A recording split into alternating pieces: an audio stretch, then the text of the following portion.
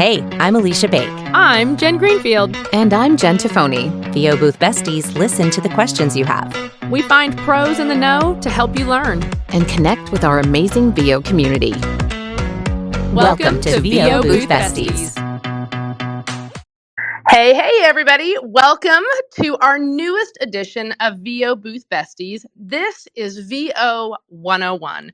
The goal of this new series is to provide you with current and credible information about getting into the VO industry. There is so much information out there and it can be seriously overwhelming. And we hope to ease your fears or anxiety. Each week, we'll have a new topic, and we may invite a speaker to join us in discussing the fundamentals of VO and answer your questions. If you have topic ideas or questions you want to know more about, you can submit them to our website, boothbesties.com, and we'll do our best to include them in our discussion. A quick bit of housekeeping in order to stay on topic and get as many of your questions answered. We're actually going to keep hand raising turned off. However, the chat will remain open, and this week, JT will be monitoring that. Now, without further ado, let's meet our guest. Over to you, JT. Thank you, NJ. This week, we're super excited to be joined by TikTok sensation Mandy Fisher, although you probably know her better as Astoria Redhead. Mandy Fisher is a New York City-based actor with over 15 years of experience in VO. She comes from a theater background and fell into VO by accident, but hasn't looked back. She has a TikTok and Discord dedicated to helping voice actors in various stages of their career learn more about both the business side and performance side. She drinks too much coffee and loves to play with her dog, Rocket. Over to you, NJ. Welcome. We are so glad to have you join us. Yes, thank you so much for having me and for asking me to join. I am super stoked to be here, and hopefully we can debunk some things and just have a great chitty chat about voiceover. We will. And I encourage everyone down below, ping your friends. I'm pinging people even as we're talking. This is going to be a phenomenal discussion. And we really would love for as many people to take advantage of having Mandy here with us as we can. So let's just start with simply learning about the industry. Obviously, folks who, they need to follow you on TikTok. Our discussion today. Oh, no, wait a minute. I got turned around. Forgive me. It happens. Let's try again. So, many of us know you. Yes, that didn't happen. Many of us know you from your presence on TikTok. And you have not only acquired a fantastic following, but you are really dedicated to using that platform to educate new and working voice actors. How did you even get to that place? How did this come about? That's a great question. Thank you, first of all. I would not characterize myself as a sensation, but thank you. I appreciate that. I think it really started with seeing a bunch of people talk about voiceover and not know what they were talking about. And they were saying these things, and I was very confused as to why they were saying these things. And I would notice that they had a huge following, and people were listening to these horrible things or wrong things or just factually incorrect things. And it really started to bug me. And so I decided to take matters into my own hands, so to speak, and sort of try to counter that and make sure that there was some positive information, some factually correct information, and try to lead people to the right resources instead of all of these crazy, terrible, just massively ridiculous things that I was seeing and hearing. So it kind of just started out of anger, and then it kind of just developed into this love of being able to educate and make sure that people who want to do this, because there's nothing worse in my mind, like there's nothing worse than having this dream, being told that you can do it in this certain way, and then failing miserably because you followed bad advice or you spent money where you shouldn't have, or, you just getting totally and completely crushed. And that idea really broke my heart. And so I just didn't want that to happen to people. So that's kind of where we are. That's right admirable. now. And you know what? Anger, fine. Work with that emotion. Let it be the catalyst because it's working. And we do call you a sensation. I mean, you have an incredible following, but you also you have I say industry pros. You are an industry pro yourself. You have other credible actors who support what you do too. And I think there's that give and take with it, and so I think that helps as well. That you don't fall into that category of just someone who's just spouting off information about voiceover. I try not to. I try not to. I mean, it's so easy though to try to respond to every single thing that's out there that's just untrue or bad advice. But then I feel like sometimes that's giving more attention to the bad thing, and it's a balance. It's a fine line you got to walk, but having support from the community is absolutely invaluable, and being able to stand with fellow actors and engineers and casting directors and agents and all the people that make it happen definitely helps add fuel to the truth fire. Yep, I love that. So you also have a Discord. Now, I am the first to admit I did Discord for something completely separate. It was an a cappella group. I don't even know. I couldn't get into Cool. it. And so That yeah, sounds well, fun. it was for a second and I jumped ship. Okay, so you though use Discord. Can you tell us a little bit how this ties in? What is, and it's clearly a thing. I It hear is a a lot of thing. people. Yeah. Tell us about it. Yeah. It started because someone on my TikTok, they were commenting and asking me things on my TikTok, and they said, there's not enough room for me to comment all the things I want to ask or say. I wish you had a Discord. And I was like, I don't even know what that is. So I fell into this rabbit hole one evening, learning about Discord and learning what it was. And I just kind of set one up sort of on a whim, and some people joined like right away, and they were very kind to help me sort of navigate. And then I spent an entire evening just sort of brain dumping all of these things in my head and common questions that I get, and tried to just make it a space where people could come if they were like, oh, I have this specific question about audiobooks, or I want to talk to somebody about my booth, or I want to ask somebody a question about a microphone, or whatever was going on with them. And that was the birth, and it's been almost a year, I want to say, of being on it. I don't even know when I started it, but it is there because of TikTok. And I get a lot of people who join because they saw it on TikTok, or they've heard someone else mention it on TikTok, and that is also a space where I host events. I try to give feedback to people's performances. We have agents and casting directors and sound engineers in that Discord, so people are asking experts information, for information about the industry from their Yeah. perspective. So it's a fun time. Very cool. Very okay. All right, JTAB, we got to get on that. We've got to one more thing added to our checklist. Okay, so now I'm going to say the thing that I started to say at the beginning, which JT's going to edit because she's a master editor.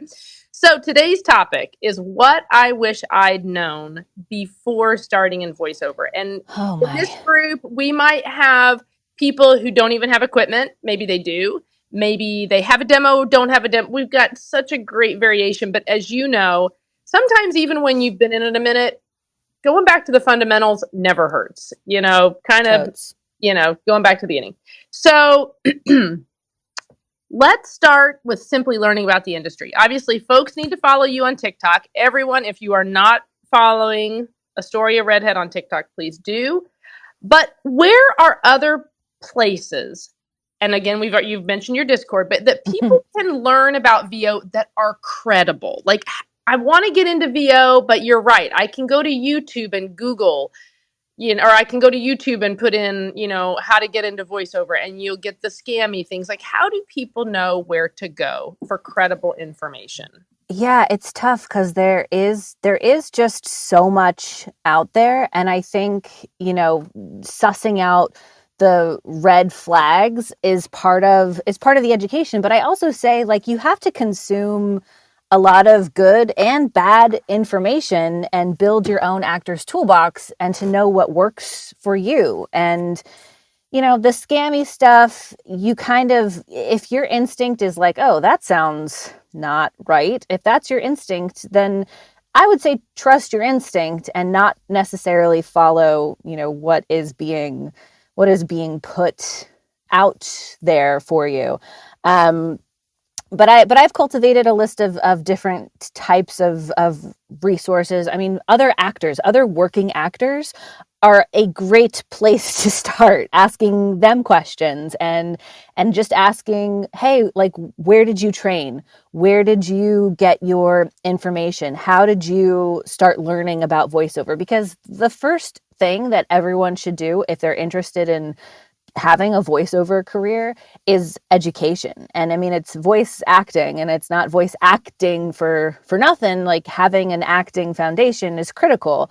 So learning about how to be a good actor, how to analyze scripts, how to emote, learning what triggers you for certain emotions, learning how to control those things, learning how to improvise, because sometimes you will work with a client where you only have 3 lines and you have a 3-hour session, and they want to hear those 3 lines a bajillion different ways within that 3 hours. And if you can't deliver that because you don't have the right tools working for you that you've acquired as an actor, you're fucked. So I say learning an acting, having an acting background and learning the fundamentals of being a good actor is first and foremost.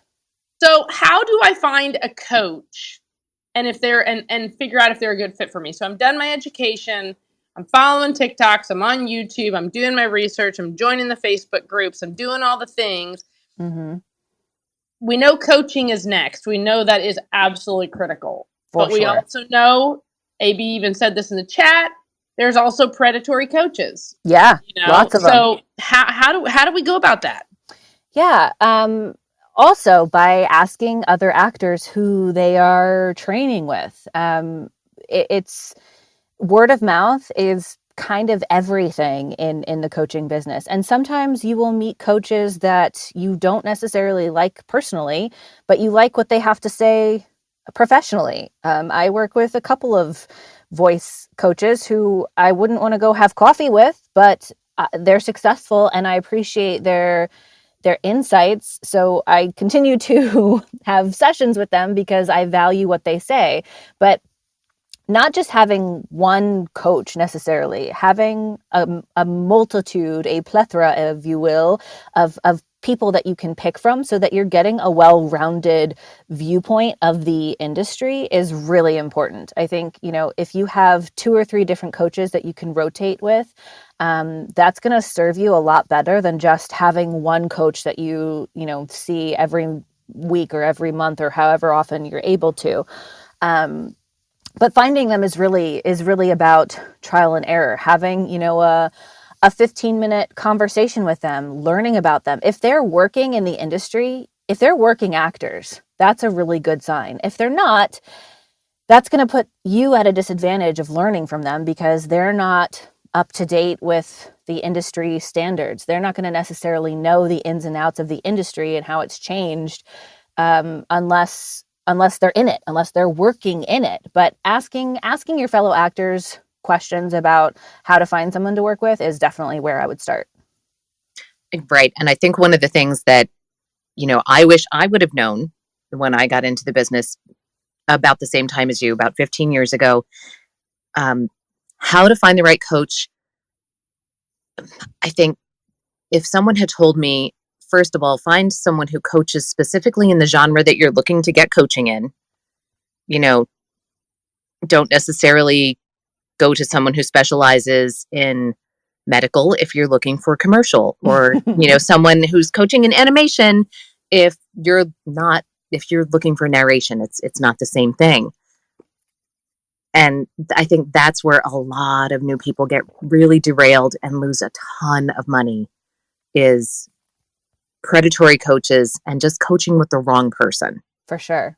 For sure. I mean, if you are looking to do audiobooks, training with somebody in, animation is not necessarily going to serve you in the best possible way. So absolutely finding a coach within the genre or vertical that you are looking to work in is going to help, because you're also going to pick their brains about their network and their connections and who they know within the industry that can help propel you forward. You know, taking workshops with agents and casting directors, with people who are actively working where you want to work, is only going to help you.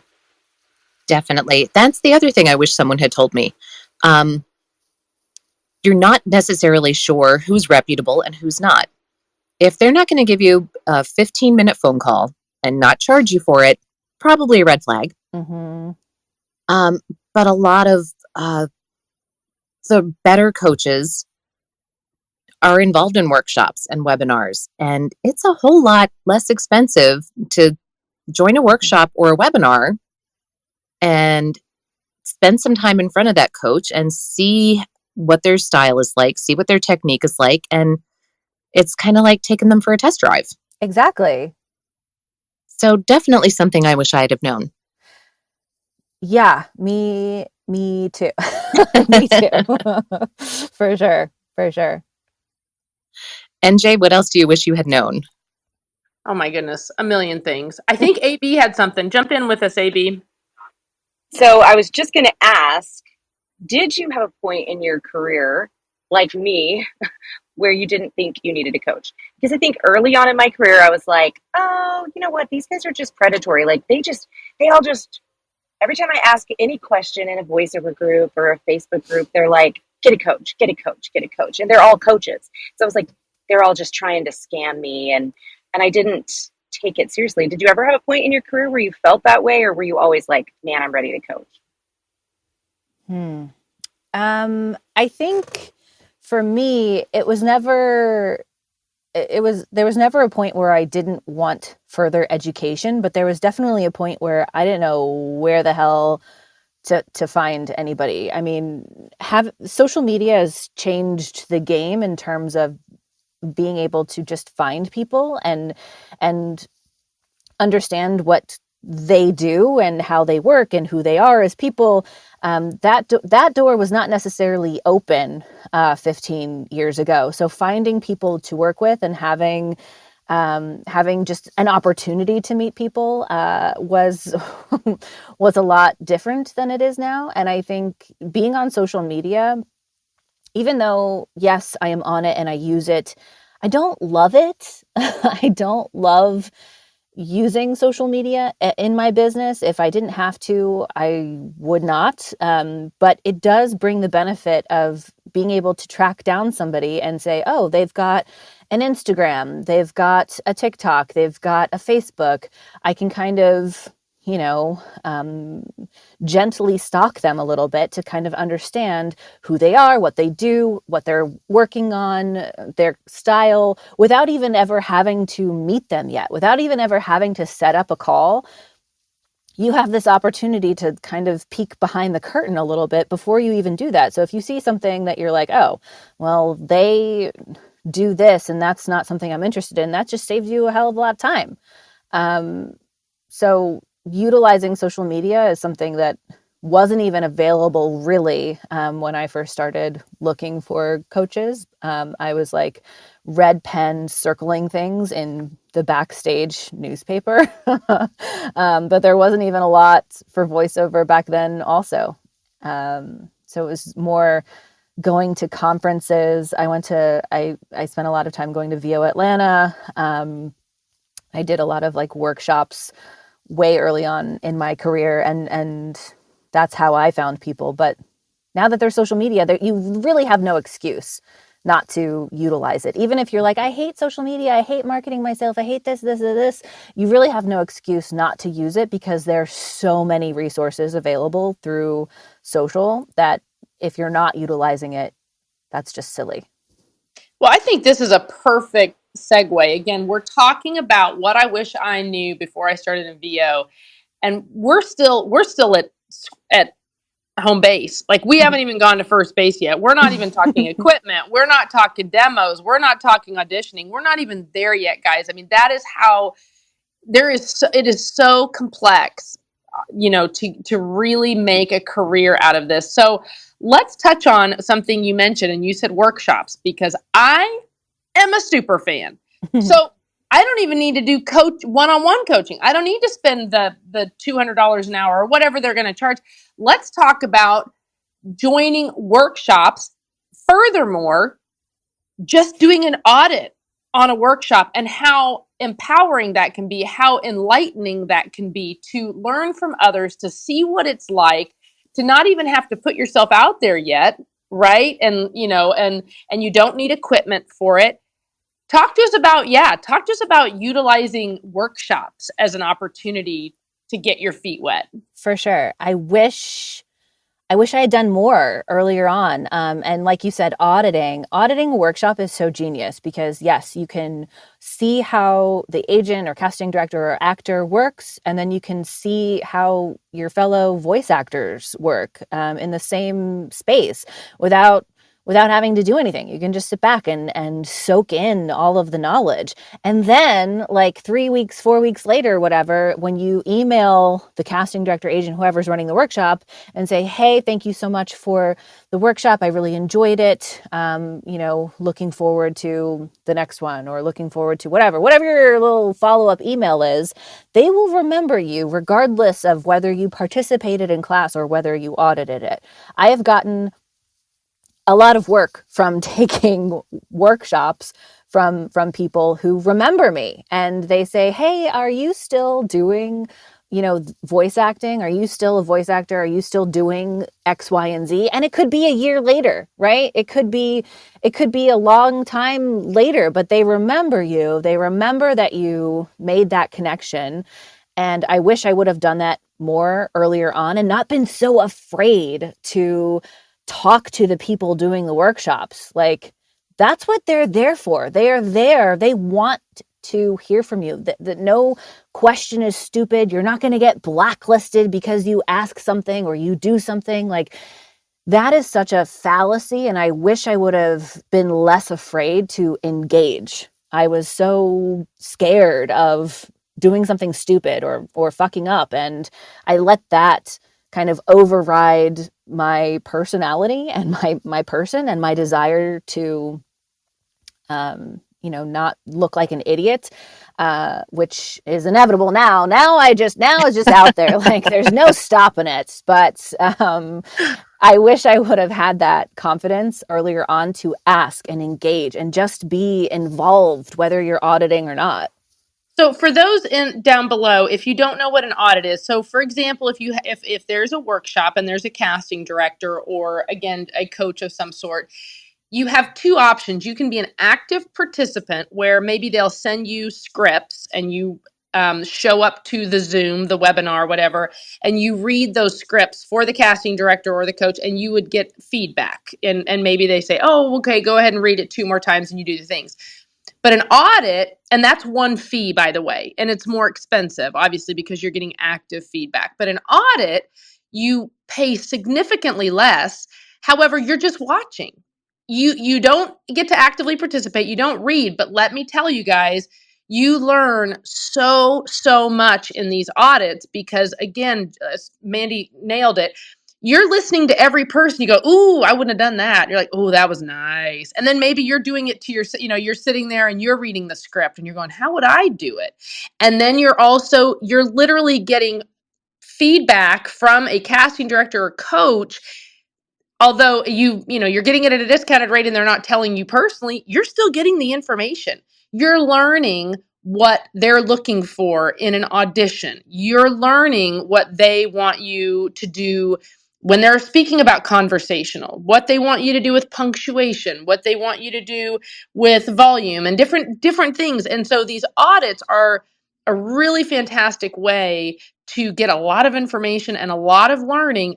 And like Mandy said, you don't have to do anything. You just sit and watch, but it's well worth the money. Okay, let's keep going. So let's go to step 2.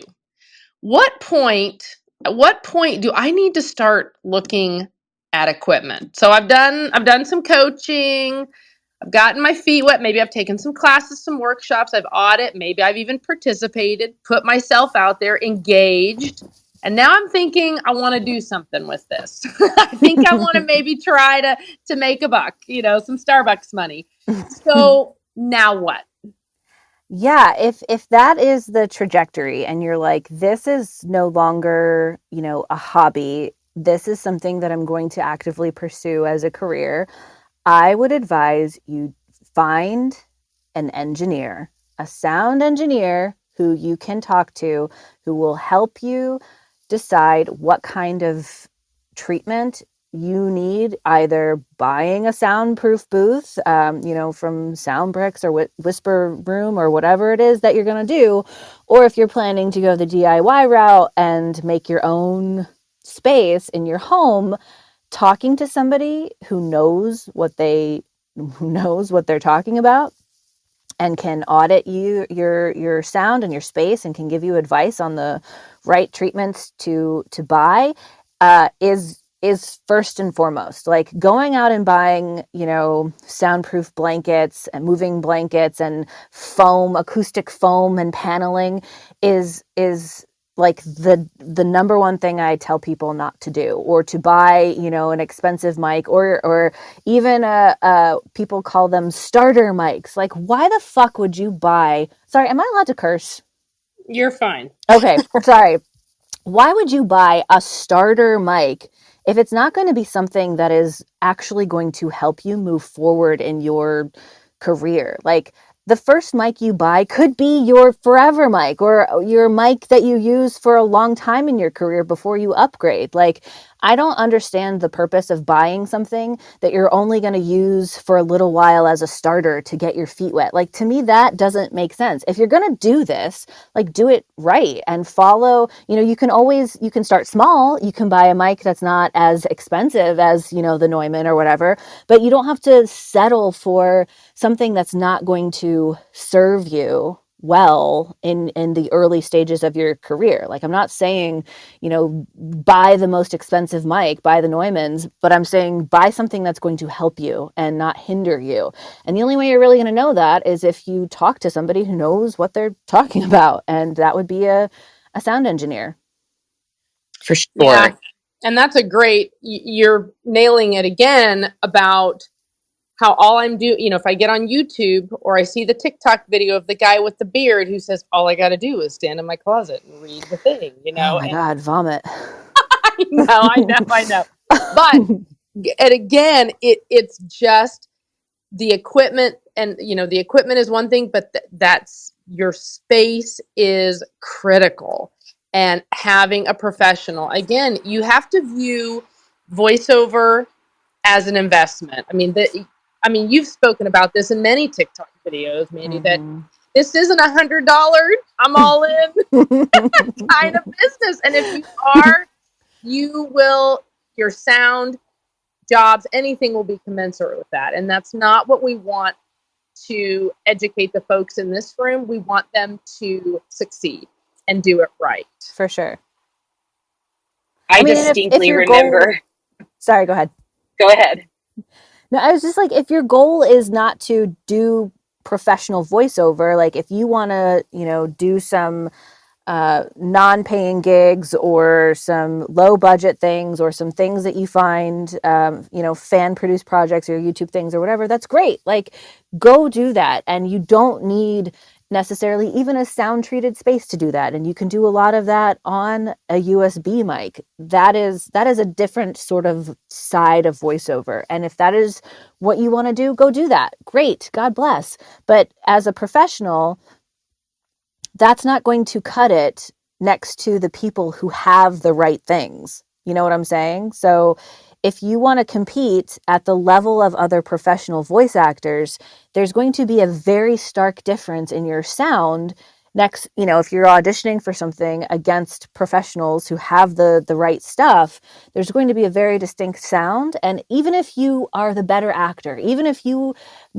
nailed that audition and you could do it in your sleep next to the people that you're up against, if your sound isn't as good as their sound, they will not choose you.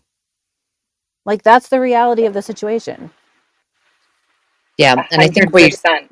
we're looking at a difference too between, again, when we started and the information that we had available. Fortunately, I was married to a guy who did some sound engineering, so it was easier for me to be able to treat my crazy attic and get a good starter mic that sounded good for my voice and level up from there. But now there's so much more information out there, and Mhm. um, there are people who can help you with that I didn't have access to in 2007 Right. in the middle of Schuylkill County. So take advantage of the internet. Take advantage of the people in this room, the people in the house. There's almost 600 of us there now. Ask a question. We're happy to help. And even um, if you go to Sweetwater to buy your mic, you're not just buying off the internet. They assign someone to you, and you can ask that engineer questions all day long, Mhm. and they will help you choose the right gear for you. And they even have financing. So you can you can make those decisions, and but you do have to expect to spend money if you're going to make money. Yeah, for sure. AB, what's I up? was gonna say, I distinctly remember standing in Walmart I was gonna buy egg crate mattress, like a foam egg crate mattress to staple up on the wall of my walk-in closet. Because I was like, this'll work. I've seen people with like egg crates on their walls, right? Like this is what I need. And something just said, maybe you should look this up. And I did a quick Google search in the aisle of Walmart. And I remember turning to my husband and being like, I don't think this is what I need. And we ended up building me a studio in my house and researching and learning, but it was a leveling up process. I worked in the closet for a while, and then we built a studio in the house, and then that didn't Mhm. work anymore, and we went to the studio bricks. So it's like it doesn't have to happen all at once, but you do have to take yourself seriously from the beginning. And no, stapling egg crate foam mattress to your walls will not help It at will all. do fuck all. 100% of that.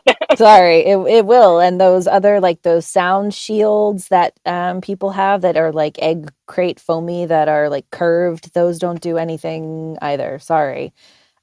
Sorry, I'm not trying to be discouraging, but you have to be realistic about these things. And, spending money. I always tell people when you're first starting out not to spend any money on anything. The only thing you should be spending money on is your education. And that could be years. Honestly, it could be years before you start to invest in your career, because depending on what kind of voiceover you're interested in, what your trajectory is, like I wish I would have spent, here's something I wish I would have known. I wish I would have known how to be a good business person and a good salesperson and a good marketer. And I wish I would have known that 80% of the things you do when you have your own voiceover business, because that's what you are. You are your own business as a voiceover actor. I wish I would have known how to be those things, and that 80% of being a voice actor is those things and not just being behind the mic and recording and having, fun. It is fun, but being a good business person is a whole side of the industry that I knew Jack about, and I wish I would have known that going in earlier on. There was a lot I had to learn along the way, and being thrown into the fire, and I would have done things so differently as I was building my business, and I probably would be different if I had done things differently, but we are where we are. And I'm telling you, if you are early on in your career, learn how to be a good business person, learn how to be an entrepreneur, learn what it means to wear all the hats, to be the C-suite, to be the HR, to be all of the things that a business has, because that's all you, baby. Well, you're speaking my language here, because I do quite a bit of consulting with new voice actors, and I can't tell you how many times they'll say, "Okay, I built my website and I've got a demo," and I'm like, "Uh huh." It does you no good, folks. You can do the, this imaginary checklist, like of things you think you're supposed to have, this fantasy of things you're supposed to do. But if you don't know what to do with it, once you've acquired your checklist, then again, like Mandy said, it's really all for naught. If you don't know how to market yourself, if you don't know how to draft a quality email, if you don't know who you're reaching out to, if you aren't, utilizing social media, the business has changed. Small business has changed. And I've had 3 businesses that I've started from the ground up. I've successfully sold 2 of them. There is a lot of trial and error, but you also have so much information through social media that allows you to learn from everyone else's mistakes, right? Mm-hmm, Like, so mm-hmm. learning that business side, learning the marketing side. You can be the great voice actor and you can have the demo, but it is naive to think that once you do this magical checklist that suddenly work just falls in your lap. It does not. I am going to just step in. We're like 6 minutes late, but we're going to do a quick room reset. If you've just joined us, we're VO Booth Besties, and this is the first episode of our new series called VO 101, where we discuss fundamental topics about getting into the voiceover industry. Today, we have voiceover TikToker Astoria Redhead with us, and you may know her as that. We know her as Mandy Fisher. And we're just talking about what I wish I'd known before I got into voiceover or in the beginning of my voiceover career. If you have any questions, please put them in the chat. And NJ and Mandy, back to you. Excellent. AB, did you have any questions you wanted to drop in? Yes, we had a question, and I think this is a great one to have a whole week on, a whole time period. Sorry, my buddy's coughing in the back seat. But what is what software do you feel like is essential for success? That's a great question because we're all going to probably have a different answer. Okay. Software that I have used since day one is HubSpot. I was sort of grandmothered into a lot of their free things, but having a CRM is I think is kind of crucial. And you don't necessarily have to spend money on a CRM right away. You could just use a spreadsheet. But you need to start tracking stuff, who you're reaching out to, when you're reaching out to them. Did they respond back to you? When? What was the conversation like? Was it a yes, no, or a maybe? Or what are the interactions that you're having with your potential clients and potential customers? Tracking all of that shit is like of the utmost importance if you want to scale. So having a CRM, which is a customer relationship management system, I would say is friggin' top of the list of something that you should look into having. My friend Brad owns Upper Level CRM, and it is a CRM made for voice actors. So I would check that out. But if you are in the early stages and you just want to, start tracking shit, I would just go into Google and do a Google spreadsheet and start there. So CRM, obviously, a DAW is important. I like Twisted Wave. I am a tried and true Twisted Wave gal. I think it's more robust than the free ones like Audacity, but it's not as intimidating to me as something like Adobe Audition or Logic or Reaper. It does what I need to do. I've never had any problems with it. It's great. Source Connect, which is a whole other thing I could rant about, as I think Frank Verderosa is in here. I had a recent rant in one of my TikToks about why Source Connect is the most standard version of this platform that we have to use, because it drives me freaking nuts sometimes. What else? I like the Adobe suite of things, like, for making PDFs and all of that jazz. So I would say, just freaking pay for it. It's frustrating to pay for it, but when you're invoicing and opening scripts, it's good to have. So those are my top 3, I think. I would agree. I am terrible, terrible, terrible with the CRM, but we do have Danny States joining us to talk about CRM on Monday. And I've seen Brad's. They're they're similar. They're both voice actor focused. And if you are newer in the business, make it a habit. Start now. Even if you have one client, track it. Track Mm-hmm. everything and get used to tracking it. And then you're not like me. All this time later, just trying to scroll through emails and remember what was that person's name? What was that project? And trying to find the email. It And even, honestly, things like I have little notes in my clients' profiles, and it sometimes, they mention their birthday, or they mention their kid or their dog, or where they went on vacation, and I'll make a little note in their profile of all these little details that sometimes they provide, so it's all right there for me to see. And then the next time I talk to them, I can say, hey, how was that vacation? How's your kid? What's up with your dog? Like, making it personal comes over time. You're not going to forge all of that relationship stuff immediately, but it helps to build long lasting relationships and helps to keep you top of mind. Like, if they are looking for an actor, a voice actor, and they're like, you know what? That Mandy, she remembered my dog Sparkles. Like, that was so nice. I'm going to reach out to her first before I reach out to this other person who doesn't know Sparkles. Like, it sounds silly, and I'm making a little bit light of it, but the fact is, when you make personal connections like that over time, it is going to make them long lasting clients, which again is how you scale and grow and maintain a business, is by having returning clients. You don't ever want to get a client that's one and done. Sometimes it happens for sure, but you want to have them come back to you for more work so that you can get the monies.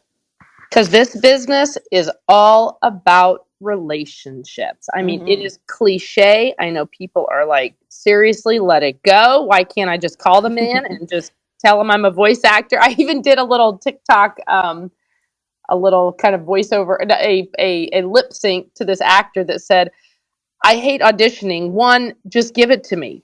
I already told you I can do the job. Just give it to me. Like, why can't we just get to the chase? But that's not how it works. I mean, this is 100% a pace yourself relationship building.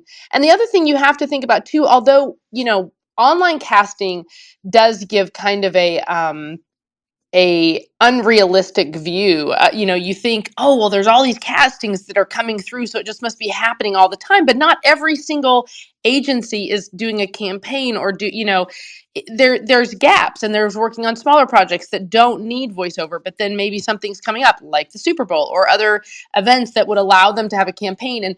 And just like Mandy was saying, you want to be that person that, oh yeah, that's in the back of their mind, and that they'll want to reach out to when the time comes. So don't fall into the trap either of thinking I should just be booking a job every single day, 3 times a day. That's just not, it's not always like that. No, no, it is not. It would be great if it was, right? but no, no, it is not like that. And those repeat clients may come back and say, hey, I have a project you could be perfect for. Can you audition? And they've sent the audition to you and two or three other people who have made a connection with them just like you. And you may get it and you may not, but at Mm-hmm. least they asked. Mm-hmm. For sure. For sure. And they didn't go to Voices or Voice 123 and just cast it out there. They came back to you. Yeah. So it's important to make those connections. And So what, I would, oh, go ahead. Sorry. no, nope, nope, nope, no. Move We'll it move forward. forward. You're right. So let's just, we're actually doing fantastic on time, and my gosh, we have covered a lot. I didn't even know we'd get this far. So jumping off with what you're saying and what I just said. So I'm a new voice actor. I've done some coaching, feet are wet. I have got my studio set up and I've got my equipment going. Now what? How am I going to start finding work, and work that is commensurate with standards and rates, and that will really set me up for success? Do you have some suggestions on that? I do. I would say, there's a couple of options, right? You can, and you should utilize a couple of options. You shouldn't just choose one revenue stream and think, okay, like this one avenue, finding work is going to be my only way of getting jobs. Like, say if you start reaching out to agents and you start working with an agent, freelancing, by the way, as a voice actor, you should freelance with agents. Yes, if you are a legit actor and you want to sign across the board, then great, God bless. But as a voice actor, it's pretty common to work with multiple agents in non-competing markets. So I would say try to freelance with a few agents in non-competing markets so that you are getting the most out of the audition pool.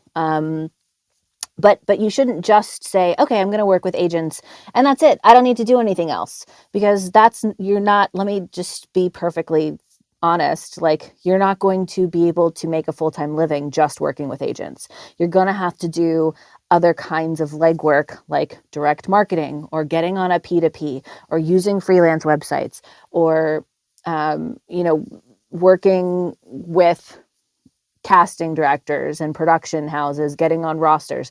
Like, there's the sustainability of only having one revenue stream is none. You need to have multiple goings, that you have a constant influx of job opportunity. This goes back to my point that just because you have done your part and you've got the demo and you've got the website, the key is you have to do the work, and you have to do it consistently. We just met with Paul Schmidt, who is he's got a marketing program and he does some business coaching, and that's one of the places where we all fall into a rut, is that we go, yeah, well, I emailed everybody, and he's like, how many times? Once. Okay. Like, you've got, there's got to be effort here, folks. Like, again, Mandy said it, you could be the best of the best, but if you aren't working, if you're not networking, connecting, feet on the street, making phone calls, doing emails, actively auditioning, making this full time can be very challenging. And to your point again, like, you can have all of the right things, be the best actor in the world, but baby, no one's banging down your door. Like, no one's coming to you. You have to be the one to put yourself out there, make new content, find the ways to make yourself seen and heard, and utilize the resources that are available in the world to promote yourself properly. So it's not just a one instrument kind of band. You are the band leader and all of the instruments to make the full orchestra. But you gotta be the one that's making the music, because no one's banging down your door for the job. You have to go out there and make it happen. And that's what I've told, again, several clients that I've worked with, who they, again, they get told, well, on the checklist, after I do this, this, and this, I need to have a website. And I have to burst the bubble and go, unless someone knows your name, like specifically looking for Jen Greenfield VO, they're not going to find you. Like, Right. you're the effort you're exerting in some of these areas, but again, you don't know what you don't know. But Mm-hmm. it's, again, like, I'm such an advocate, if you get to a place where your acting is there and your reading is good and you've got the space and you've done the coaching, you've got your demo, it needs to be going out to God and country. Do not do not just think, okay, it's there and I've put it out into the universe and now it will come find me. So it won't. And I tell Um, people all the time, like, everyone I know, like, literally every person I know has my demo or has my website link and knows, that I'm a voice actor. I've gotten so many jobs and recurring clients because a friend of mine from high school now works at an agency and they call me in to do their animatics all the time. Like, I, this person I hadn't seen in like 10, 15 years, I reached out to them on LinkedIn and was like, hey, I see you just got this job. I'm a voice actor. Let me know if you need anything. And boom, like now I have recurring work like every single month because of that. So every person I know, literally every person, my neighbors, I've gotten work because my neighbor works at an agency too. And they were like, hey, are you still like doing that voiceover like thing? Can I get your information again and pass it on to my boss who does this thing? Like every fucking body should have your information, even people that don't like you. Like they should know that you're a voice actor, because you just never know where the next opportunity is going to come from. And it could be like, oh, your cousin was at this bar and they met this person, and like you don't know. So everyone should have your information, everyone should have your demo. Everyone should know, like, if they go on your website, that there's going to be samples of your shit on there for people to hear. Because if you don't have that, like then what's the point? Like, what are you doing? Get it together. Have an easily readable website that has all the information on it, has samples of your shit, has a way to contact you, and boom, you're done. It doesn't have to be this whole big, beautiful marketing thing right away. It can be, it doesn't have to be. But if you don't have those things working in tandem for you, then you're doing yourself and your business a disservice. So, guys, these are things we wish you knew. We wish we knew. That's the point of this. Mandy is just a wealth of knowledge, and we just want to cut through the noise. Really do our best to provide you with quality, credible, current information on. Again, JT even touched on it. I mean, to say you started in the industry 15 years ago and tell your story, that's great. That is not the story of 2022, 2023. It's just not. And how we're finding work, how casting directors are cast, just the whole machine has changed. For sure. And it continues to change. And, the only way you're going to stay abreast of those changes is by taking, if you're not booking, consistently or as often as you like, the only way you're going to stay abreast of those changes is by taking workshops with working actors and casting directors and agents, and communicating with other actors in the industry, and being on social media and connecting with Facebook groups and of other actors. Like, those are the resources that I wish I had access to when I was, a teenager, but now they exist, and it can help you in insurmountable ways. So if you're not doing those things, I wish you would. That's excellent. So, guys, we are coming to near the end of the hour, and we know everyone's time is valuable. We 100% appreciate Mandy being here and just sharing so much knowledge. Please, part of VOBB is community, part of just the voiceover community as a whole. But follow each other, connect with each other on social media. Fill out your profiles here on Clubhouse so that people know you're legit, or that you're a working voice actor, or you're aspiring voice actor. Like, let's connect with each other. Let's build up this community so that, hey, if something goes on, you guys can reach out to one another, and we're really building up that community. Before you go, Mandy, we like to ask our guests 3 for fun questions, kind of James Lipton style. So, to get to know you a little bit outside of VO, what singer, band, or composer are you enjoying right now? Well, I would say Billy Joel and Foo Fighters are kind of always constantly playing, no matter what, no matter what music I try. It's always like Billy or the Foo. But I recently started listening to this group called the Mowglis. They're pretty bitchin', and Betty Who is also pretty new to me and interesting. So, a little old, a little new. I like that. What podcast, if any, have you been listening to lately? Oh my gosh, Don't Keep Your Day Job by Kathy Heller. It's amazing. It's amazing. There was her episode today had Adam Pascal, who is a Broadway performer. I know him. He made his debut in Rent, and he talks all about how Rent like changed his career and his life. And she has a lot of amazing artists on that podcast, and it is very inspiring, and I suggest it. Quit your day job. Don't quit your day job. Don't quit. No, I want to do both. I want to retire now. Okay. Don't quit your day. Awesome. And then lastly, what is your favorite dessert? Oh, I think anything like lemon things. I love lemon. Yum. I'm in. We can Yeah. be friends. Let's be Excellent. friends and Okay. lemon it up. I love it. All right, JT, I'm sending it over to you to wrap us up. Thank you very much. Thank you, Mandy, for joining us. It was so nice to get to know you. Likewise. This was awesome. I appreciate you so much, and having this avenue to speak and touch the community is it's really special and valuable, and I appreciate you making this space and inviting me in. And we hope everybody here tonight will follow you on TikTok and join your Discord community and continue to learn from you there. Yes, please join. Please join. Would love to have you. And thank all of you in the audience for joining us as well. Before you go, if you scroll to the top, you'll see a link pinned to the top of our page. The whole purpose of us starting VOBB was to support the community.